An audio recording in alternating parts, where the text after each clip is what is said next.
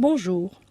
Au cours de ce cycle de biologie du développement et de la reproduction, nous aborderons les principales notions d'histologie et de physiologie de la gamétogénèse, de la fécondation et du développement embryonnaire depuis la première jusqu'à la 4e semaine. Nous aurons également l'occasion, soit dans les cours multimédia, soit lors des enseignements présentiels interactifs, d'élargir ou d'illustrer ces notions de physiologie par quelques exemples tirés de la pathologie. Voyons maintenant, dans ce premier chapitre, quelques généralités sur la procréation, la méiose et la spermatogénèse. Vous aurez besoin, pour bien comprendre les notions relatives à la méiose, de connaître les grandes notions du cycle cellulaire et de la mitose. Bonjour. Commençons donc par quelques généralités sur la procréation sexuée. Commençons donc tout d'abord une précision de terminologie. On emploie souvent le terme de reproduction pour ce qui concerne la création d'un nouvel individu. Dans le cas des espèces à reproduction sexuée, le terme de procréation devrait être privilégié car tout nouvel individu est génétiquement différent de ses parents. On ne reproduit donc pas à l'identique, mais on crée de la diversité. Cette diversité génétique des individus est un élément essentiel à la survie des espèces. Nous essaierons dans ces cours de privilégier le terme de procréation, mais vous trouverez le terme de reproduction de façon très répandue dans le langage et les ouvrages de référence. Dans le cas d'une procréation sexuée, ce nouvel individu provient de la fusion de deux gamètes, un gamète femelle ou ovocyte et un gamète mâle ou spermatozoïde. Cette fusion forme un œuf fécondé ou zygote.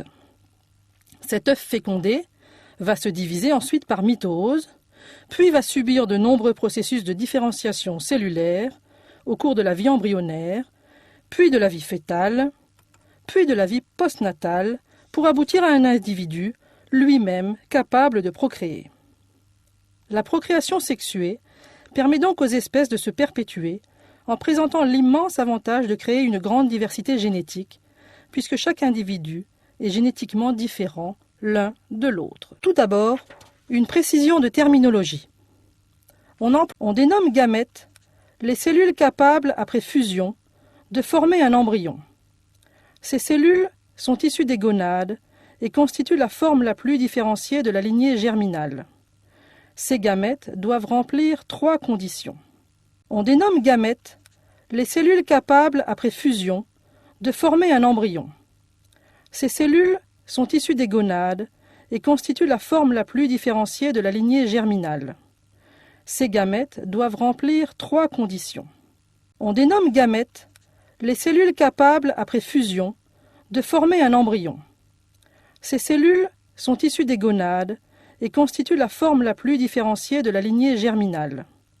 Ces gamètes doivent remplir 3 conditions. On dénomme gamètes les cellules capables, après fusion, de former un embryon. Ces cellules sont issues des gonades et constituent la forme la plus différenciée de la lignée germinale.